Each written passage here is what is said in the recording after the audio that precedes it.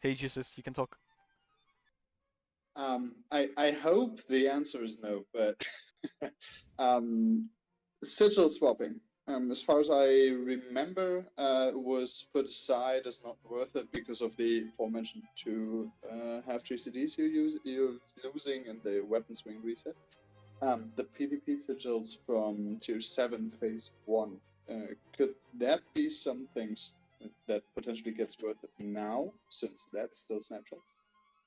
PvP sigil, it's 120 type power, right? You mean only for the Gary snapshot? For Gary as well as potentially Army. But I believe you won't get it, or at least only partially get it, because the ghoul's dynamic. The army, like for army, does nothing. And for Gary, I just did Napkin Math is 1.6 key damage if you manage it, so it's nothing. So it's not worth it, basically. Yeah, it's less than a melee swing. It's just really, it's nothing. It's Thank DPS God. loss most Thank likely you. on average. Yeah. Hey. Hey, can you hear me? Yeah. Yeah. Yeah. Sorry, I haven't been here from the beginning, so I hope this isn't a repeat. Two quick ones. Any talent changes foreseen? And then for presences, should we be sitting Unholy during the duration of Gargoyle, or are we still swapping pretty early, or just staying in Blood the whole time? No talent changes, and you'll stay Unholy for the Gary duration, and then we'll just go to Blood.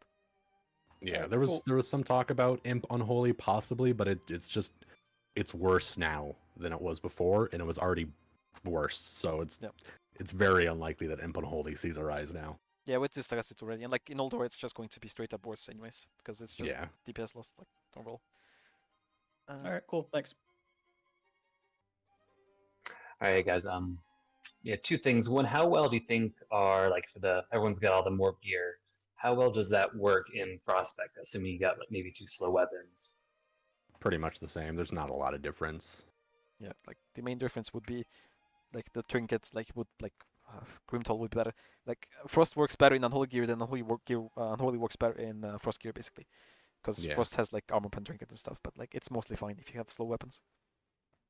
So it could still be pretty viable, just swapping Frost for the fights that are better for it. Oh yeah. Yeah, for sure. I mean, that's how we should have been like going into Ulduar, because there are fights that easily like you do better than as Frost. There are some fights where Unholy is just so bad it's not. Yeah. It's not worth. Even if you have bad weapons, like even if you have pre-bis slow weapons, it's better than playing Unholy on some of those fights. What fights are you thinking about? So I'm pretty sure Hodir is just terrible for Unholy. Yep.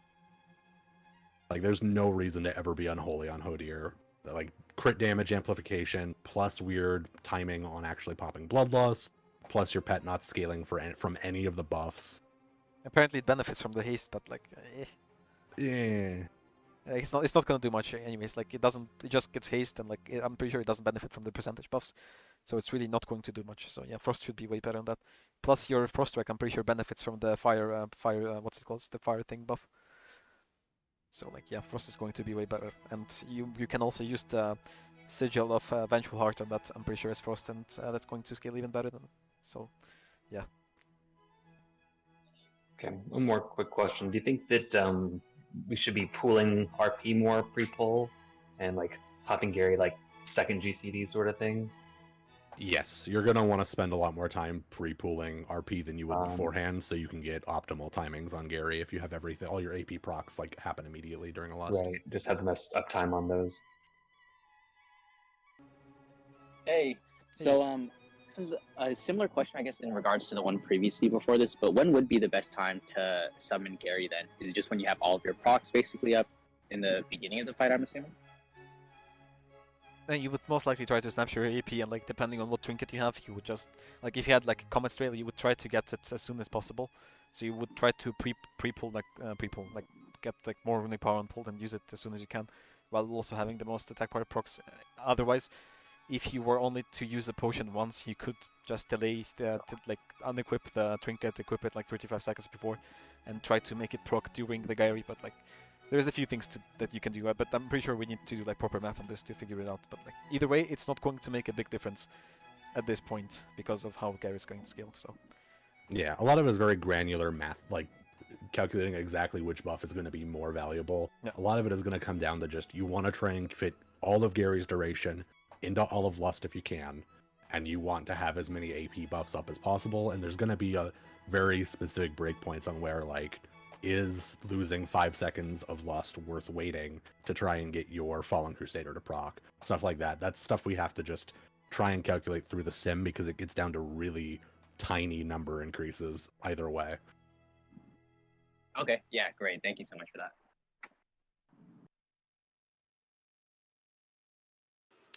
that. Yeah, my question There it is. was.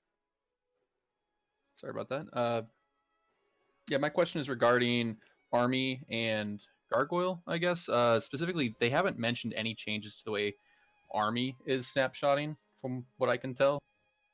It kind of puts us in this weird situation where, with Army, we're kind of deciding if we want to snapshot the haste or the AP based on working around Gargoyle, right? We're going to snapshot AP on Gargoyle and then pop the haste pots after he comes down to get the full benefit from the haste. Yep. Yeah, you would. Go ahead. Yeah, sorry. Yeah, you would snapshot your army with haste because the attack power coefficient is like too low. It's just the EP snapshotting is not worth it on army. So like only haste. You would just pop your army when you have the most haste, and that's it. So Gargoyle AP snapshot on Gargoyle. Gargoyle comes down 2-3 seconds. He flies down. Pop all your haste gloves, potion, Norganon, etc. Then army continue to fight as normal. Basically. Yeah, basically, yeah. All right, appreciate it, guys. Hey, Xarius. Changes. What it did. Yeah, what's up? So, 2 questions. So, what do you guys think are the chances after this weekend and then doing the testings that they actually stick with this method of the Nerf versus what we were speaking about earlier regarding, more logical changes? I think there's a good chance we're stuck with what we've got. Yeah. I think they've kind of heard it all from us already, and I'd like to think that we can kind of convince them that there's a better way to do it, but I don't think it's really that big of a nerf to be so noticeable that it's worrying for them, and I don't think it's going to become apparent that it's that big of a nerf until ICC, when they notice, oh, the scaling isn't happening, or they like the Unholy Death Knights are way lower than we wanted them to be because they just don't understand how haste scaling has plateaued already. They just don't understand how the class really functions properly, it seems. Yeah, that's what I was thinking. Just I'm hoping that's not going to be the case, but it is what it is. Second, sorry, White Wolf. How long you been a clicker, bud? Yeah, everyone was talking I'm about sorry. that. I'm sorry. You're doing all the math, and by clicking in the calculator, everyone was, he's a clicker. Oh my god, yeah. I should have probably pulled it myself. I'm sorry. I had when I saw you do that, I had to say it in chat. Yeah. You're playing on a 60%, aren't you? Like, I don't have a numpad on my keyboard. All right, well, I appreciate it. Thank you, dude. Thank you. Someone just asked Thank you, mate. how the meta gems are going to change. Yeah, meta gems. Yeah, that's what I was simming right now, actually. So from what I've been simming them as well. For what I'm saying, Agi-Crit is still better. There is some thought in next tier about using chaotic, the crit rate, because there's actual good slots to use for orange gems. Yep, the helmet, purple gems. Pens, right? Yeah. So actually, hold on. I haven't published, or we haven't published it yet, but the BIS list that we came up with. Let me just open it up here. Most likely the same one as I have, because there's not much choice. Yeah, I'm pretty sure we're like literally almost exactly the same. I mean, I've had this same one from like private source, so it's literally the same one. It's like 1 year old or something. Because there's really not much change. Even with the buff to eye level, everything kind of just stays the same. Yep. The only difference is like not using Void Saber, because Void Saber used to be BIS in the offhand, like before, if you would sim before the item level buff, because you would actually use more of the hit. But now with more hit from the other items, you can just no point of having it, so you can just use double cross. But either way, yeah, I mean we're suggesting double caress is like BIS, but like Void Saber in the offhand is still so only we were getting it like 20 DPS or something. It doesn't matter. Yep. But the only good thing about caress is like you get more expertise, so you're a bit more consistent. But yeah. Yeah. Yeah, I never actually simmed the gems. It's kind of pointless. It's like I think I did some gem simming like months ago, and it was like 2 DPS difference, so I would just It's so granular, yeah. But people get so pissed if any of my gems are wrong in my lists.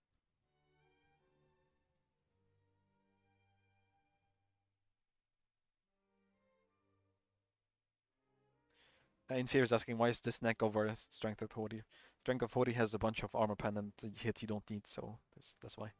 And the strength difference isn't that major. So yeah, this one is also easier to obtain. No reason to go for this one when it's Frost and Fury Warrior Piss, I'm pretty sure. Yeah.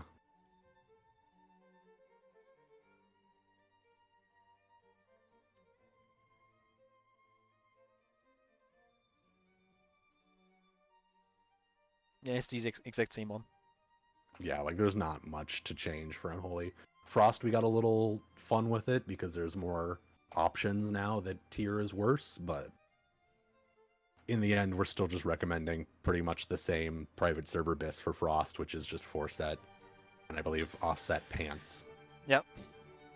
I mean, that's... Technically...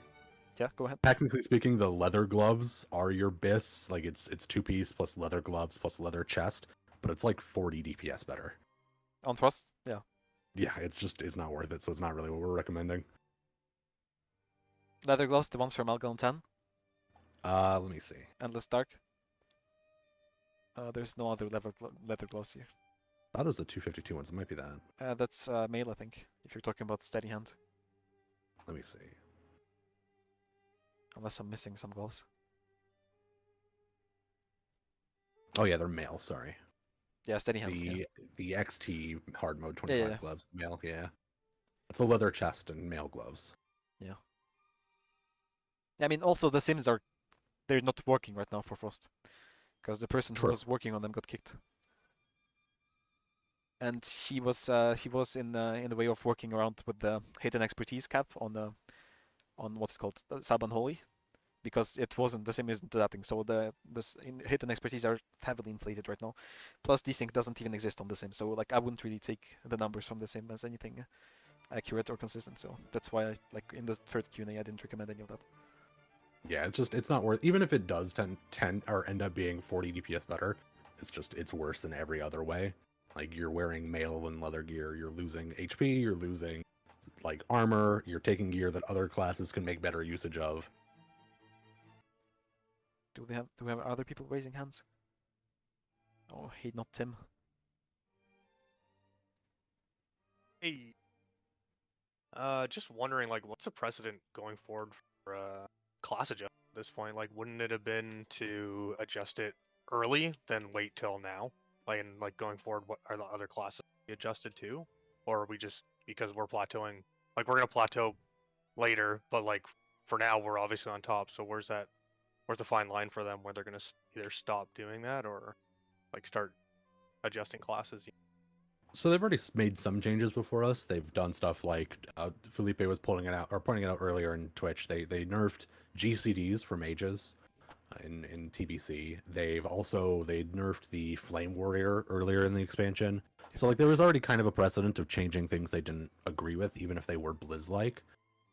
The big issue with this one is that they kind of just shot the horse before, like way too early. Like I definitely think they're going to look later on and see that they made a mistake because the plateauing. Yeah, just because like, oh, sorry, go ahead. I don't think they're going to make any other changes. I don't see them buffing Rets. 100% I don't see them buffing Rets. I think Rets should just kind of get over that. It's not going to happen. Get over those. If only because I personally am whispering in their ear that they should never buff Rets. Yeah, it just seems odd. It just seems like I understand why to an extent. Like for me, it's gonna be better just because I'm not meta swapping. I just for the most part I'll use black magic every once in a while, but like for like DAG guilds, it doesn't really make a difference. It's just for the high parsers, but like for the higher percentage of players, which are probably, to say me for instance, like this more of his adjustment for parsing guilds, right? Yeah, it's a big, so like it's definitely hitting parsing guilds way harder. I think what they've really done wrong here is that they've fundamentally changed how the class works now. Yep. Which I think is just the dumbest possible thing they could have done. I think it is absolutely the dumbest choice they could have made, because they've even if they do revert it now, if they see, oh, we made a mistake, the scaling is like, the way they have to fix it is either they have everyone change their playstyle back to the way it was months later, or they have to come up with some other way to buff the class, or they just don't. It just seems like a very quick and dirty move that was not thought out well on their part whatsoever. Because like the biggest change isn't so much that people are going to do less damage. That is definitely what happened. It's going to affect parse guilds more. The biggest change is that now every Unholy Death Knight that was playing the class correctly now has to completely alter how they've been playing the class on a fundamental level, and that's more of a ripple effect than anything else. Yeah, cool. Anyways, that's what I just want to see what your opinion on that was. Yeah. Cool. Thanks, man. Can you give us a rundown of more fights where it's more pronounced of a difference with a burst window stuff for Unholy versus fight length versus different mechanics that alter which spec's better? Additionally, depending on your 10-man setup, let's say you have a 10-man group, Frost will be better in the beginning, but Unholy may catch up, question mark? I mean, for most 10-mans, you're going to be playing Frost no matter what, just for buffs, right? It's more likely that you need haste in a 10-man than it is anything else. Yeah, you never bring in Unholy in 10-mans, like, there is no point. Like, plus, if you're playing Unholy and you don't have a Frost DK, because you're most likely the only DK in the 10-man, you're just cucking yourself, so yeah. You'd have to bring 2 shamans for you to have haste and spell haste in your 10-man. Yeah, you're most likely just going to run 1 shaman and 1 TK, which is going to be Frost with the Tango spec. Maybe like just a Frost spec, and maybe you have like a Rat or something for the off tank, sorry. And yeah, but yeah, you most likely are just Frost in 10 mans. And in 25 mans, like you asked about the fights, I think it's just too soon to tell because we don't really have logs and we don't really have much else. We just have the sims right now, which, like I said, aren't really accurate because they're not representative of the real fights. And the real fights, we don't really know that much. I mean, we can make assumptions, but like the difference between them is like so close right now. It's really going to be hard to tell what's going to do better, because it's going to be plus minus 500 DPS at most currently. Yeah, like the sims are very important tools for granular math-based questions, but they are patchwork sims. We don't have advanced sim tools like we're playing retail right now. So we have to kind of take what we get from these sims as a grain of salt and actually apply them to in-game like fights and knowledge of those fights. Yep. A lot of these fights are just impossible to sim because of downtime, because of priority ads, because of cleave, because of all number of things that happen on a fight. I think as far as just like previously, just off like knowledge beforehand from like private servers or PTR testing from like last week, I think the only fights where Unholy was really preferred, if like already, I think like maybe Thorum Unholy was pretty good for like the burst on it, and I think possibly hard mode Vzax is what we were like seeing Unholy like perform really well on. By doing what? Standing in the puddles or something? No, just having the demand burst after you start hard mode. I mean, they do have like a haste reduction, right, on that fight, so you're not going to. That's right, yeah. You're not going to do much damage on that, so. Anyways, because you have a minus 20% haste, and this melee compared to casters, you're doing basically 0 damage, so there's not much of a difference on that fight. But anyway, getting back to the question, actually, from personal experience, dude, they are so close right now. I would go to whatever you feel comfortable with, because like I was trying Frost the other day, like I spent a whole night wiping in a boss and as Unholy. And I got used to where to use what, where to burst, and where can I use my trinkets, and where can I use stuff. So I sync with boss mechanics and everything. So there's a lot going on. That when I changed to Frost and tried the same thing, I had to relearn everything. So I was used to doing like the best I could as Unholy. So I stayed Unholy for a while, if that makes sense. So I'll go to whatever you are more comfortable with and whatever like. You get used to that single fight, so if that makes sense. Absolutely. Muscle memory is so important for so many of these fights. Just knowing kind of instinctively how to maximize your spec that you're comfortable with is going to be almost always a bigger DPS increase than playing the 1 or 2% better spec. Yep. Thanks. I'm more or less thinking mostly about loot prior and what kind of loot I want to go for. If I am a Frost and 10-man anyway, I may need different types of gear, which may change what I'm used to, and then the gear difference for Frost, for example, may change what I'm better at in 25-man, as well as the muscle memory we talked about, which I can also train in 10-man fort. Your thoughts on this? The good news is that Frost kind of just wants tier. Like they want tier, and most of the off pieces are kind of similar for Frost and Unholy. Like the big thing is going to be what you do with your Algalon item when you get it, because the cloak, you want cloak as Unholy, you want neck as Frost, or ring as Frost, not neck. You want the ring as Frost, and your necks change between Unholy and Frost. But like you want mostly tier for both of them. Your gloves for Unholy are kind of an off piece that no one wants. The only real big piece you're fighting for is going to be like the plated legs of Ruination. I'll just give that to Unholy in time, to be honest. Yeah, but those are best for both. Yeah. Like there's so much gear that's shared between them. The big changes are going to be the Algalon item, your trinkets, because you're going to be fighting for like very popular trinkets on both ends. You either want Runestone, which is in 10-man, so you don't have a lot of competition, or Comet's Trail, which we probably won't be prioed anymore because it's going to be a regular trinket upgrade for us instead of the amazing. Like effectively, Comet's Trail has lost about 50% of its damage gain for us. Exactly, maybe. 50% actually. I was doing. Actually, even less, even more than that actually, because if you go from it's 66% of the increase on Gargoyle itself, but that's not its entire gain for us. I think with previous Gary, it was like, because Whetstone was pretty great, right? It was better on the longer stuff. It was like 400-ish DPS now. Now on the shorter stuff, like it's most likely going to be like 100, 120 DPS increase over what's it called? Not over Mark of Norganon, because you can use Norganon doing it, unless you're actually unequipping Comet before, but that's just more stuff you have to do. So yeah, like it's that you definitely don't have fire on that, because like even with in the perfect scenario, it just would be worse than for anyone else. My question kind of goes, it's like a two-part. Number one, the next action guide, is it still going to be relevant? I guess that's the first one. Like, is it still going to work?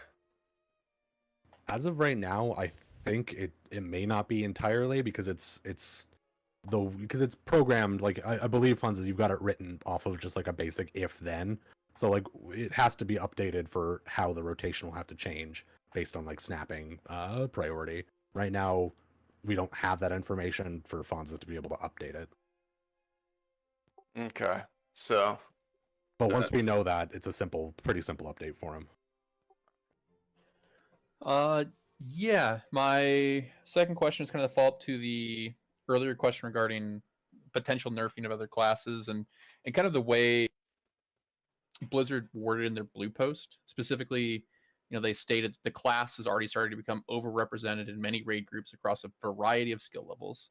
Like that was the exact quote, which was a little bit frustrating just looking at, the last 2 weeks parses. Unholy is the 8th most represented spec, behind both Warlock specs, behind Frost DK, behind Arcane Mage, like half as many compared to Assassination Rogues.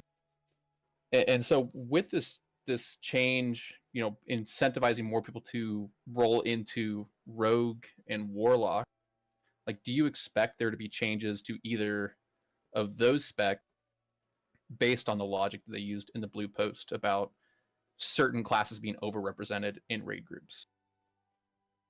I don't think so. I think both those classes function pretty fairly right now, right? Like they're not. Okay, someone's pointing out Fellstriker. Fellstriker is something we've talked to them about a lot. We're pushing to have that destroyed. Rogue should not, but like that's also the Fellstriker stuff doesn't matter, right? That's they're doing a lot of damage on 5-second 20 mob AoE packs, so like the issues with Rogue are not nearly as. Even though I don't think there was anything wrong with Unholy, what they could perceive as being an issue is not nearly as big from those two classes, right? Like Unholy seems, even though it's working like it should, it seems like a bigger outlier than those two classes do, even if it is less represented, because it's way more represented in the very top end, which is, I believe, what they were looking at, which is a little silly, honestly. I mean, they were looking at Nax parses, which is the most stupid thing they could do. Like it just makes no sense because Nax is such an outlier from the rest of the expansion. I mean, they should have nerfed, like, buffed Nax, not nerf Unholy. Like, it just doesn't make sense. Like, okay, like, oh my god, this cooldown does a lot of damage while it's up. Like, what? Like, isn't that what the cooldown's supposed to do? Like, the fight ends before Gargle ends. Like, a Nubricon, it's a 35-second fight or something. Like obviously, if you end the fight while the cooldown is still up, it's going to do a lot of damage. But I don't know how you balance around that. Like just maybe the problem is in the fight, not in the actual scripting of Unholy. But yeah. Yeah, I mean, and I agree with that. I think if you look at some like the longer fights, the more drawn out fights, like Kel'Thuzad or Sarth 3 Drake non-burn, Unholy is even if not behind Affliction. And if you're looking at overall, all of the bosses, you've got Gluth and Grobulus and Patch, and especially a Nubercon, Farlina, fights like those where it's just massively inflating because you've got only one fight that lasts longer than 3 minutes the entire phase. So agreed with everything said, so appreciate it again, guys. Thanks. Let's get Lemon's. Hello, Lemon. Yo, what's up, guys? Hey. So I just wanted to bring this up because you guys already kind of covered this, but someone brought it up again. Specifically talking about damage profiles in Ulduar. I saw someone mention that Ulduar fights are very unfriendly for Unholy, and I wanted you guys to talk about that a little bit more. My opinion is that a lot of these fights seem very unfriendly, but they are deceptively almost like perfect for Unholy. There's a lot of these hard mode fights or damage checks that are very short burst windows that Unholy is designed for, and a lot of raids will see a lot of benefit from having Unholies on those fights. So stuff like Iron Council, hard mode, Yogg Brain, Podier, stuff like that. Can D&D hit Yogg Brain, by the way, on Classic? Yes. Okay, nice. Yeah, because it didn't used to on private servers and stuff, so it's a decent buff. But yeah, Lemon is like you said, like the thing about like what I meant when I said unfriendly to Unholy is actually Unholy doing less damage overall, not being useful, because obviously it's going to be useful on Iron Council, right, on the last phase, but it's not going to do more damage than Frost, for example, overall if we're talking about parsing, right? So there's a bit of nuance to that in my opinion, but like yeah, obviously it's going to do really well on XT. Actually, XT is a really good fight for Unholy, to be honest, because not much movement. Yeah. What else is there? Like Mimiron, there's not much on Mimiron, but like that's not really a great fight for Unholy, because you move quite a bit. There's a lot of flames that can murder your pets, and like fourth phase cleaving is like it's going to depend on your tank movement, right? Plus, if D&D hits, it's great news, but like you still have to position it properly, and while Frost can just Howling Blast, right? So yeah, like it's about stuff like that. I don't know what else there's to say, but I mean, yeah, so there's definitely fights where Unholy is well positioned just because of how its damage is profiled. Yeah. I think so. Like someone actually mentioned with Hodier that I didn't even consider is that the Singed buff procs off of your Gargoyle attacks. So like Gargoyle may actually be worthwhile still on Hodier. And for anything with like short burst windows, like I believe what is it, Iron Council isn't actually a 3-minute fight, right? Like it's a 60-minute fight disguised as a 3-minute fight. Yeah, it's 2 minutes of putzing around and then 60 seconds of killing the boss. Yeah, so the main point I wanted to make is that a lot of people seem to be dooming about Unholy, and my recommendation for, as it always has been, is for the people that are in their flex BK spots, so not the one perma Frost or the one perma Unholy. You should be comfortable with both specs, because there are definitely fights that still favor or might even require Unholy burst to get through. And a lot of these fights even just, you're still going to perform better on Unholy if you have more practice on Unholy with a lot of these fights. Yep. The big thing to take, because Unholy is not dead. There's people doomsaying are mostly flavor of the month players that are panicked, right? You need to understand that this is not the end of the world for Unholy. It's an annoying setback for a lot of things, and I personally think a very poor choice on how to scale it, but it's not the end of the world. Unholy is still going to have a lot of strengths. It's still going to scale incredibly well going into TOC, so you don't want to drop your Death Knight immediately, because Unholy is amazing in TOC. It's just like you're no longer going to just flat out always play Unholy. You need to be a little more aware of when and why you are swapping between Frost and Unholy, which is the strength of playing a DPS class that has 2 DPS classes, right?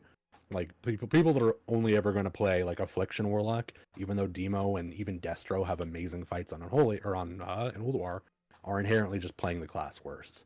Like it's just the nature of playing a DPS class that has more than one spec. You need to be able to play all of them, because if you don't, you're just playing the class worse. Yep. So yeah, cool. Thank you guys for joining today, for being here and asking questions. It helps a lot. Like it's kind of new for all of us. So this kind of brainstorming uh, environment is healthy for all of us, I bet too. So yeah, feel free. A lot of people joined Discord, so feel free to stick around. Just behave, just behave and chill. And we will have more Q&As in the future. Deans, of course, you are more than welcome to join all of them if you want, mate. Yeah. And cool. And yeah, thank you, White Wolf. And thanks everyone. Yeah, thanks so much, guys, and have a good evening or night or day, I guess. And yeah, Yeah, Cool. thanks for having me. Thank you. see you guys. Thanks. Bye bye. See you guys.